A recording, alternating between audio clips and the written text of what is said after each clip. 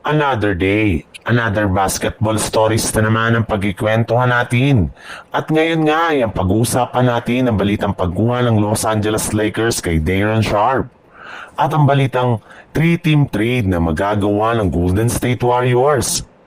Ayon nga sa lumabas na balita, mismo si Luka Doncic na nga ang personal na nag-request sa kanilang general manager na si Rob Pelinka na gusto pa nga daw niya na kumuha ang Los Angeles Lakers ng isa pang bagong center na siyang kukumpleto sa kanilang ipangsasabak sa lineup next season.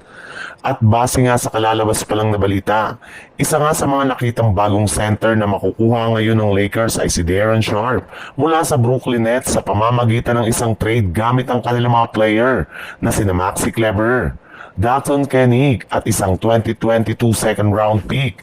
Sa ganyang paraan nga ay magkakaroon ng Lakers ng pangatlong legit na center na makakatulong kina Jackson Hayes at DeAndre Ayton. Para nga sa inyong kaalaman, punong-puno na nga ang lineup ngayon ng Brooklyn Nets kaya kailangan nga nila na magtanggal ng ilan sa kanilang mga player.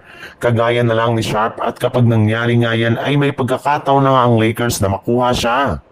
Sa ibang balita naman, bagamat man nga wala pang nagagawa ni isa mang move o trade ngayong off-season ang Golden State Warriors, ay hindi pa rin naman nga daw humihinto ang kanilang front office sa pakikipag-usap sa mga team para tuluyan na nilang maikasang trade ni Jonathan Kuminga sa lalong madaling panahon.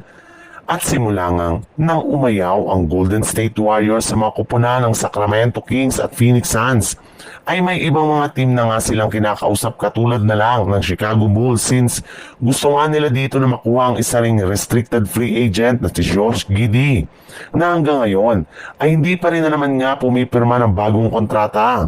Kaya mukhang eto na nga ang isa sa mga pinakasaktong paraan para makagawa na sila ng trade sa unang pagkakataon ngayong off-season.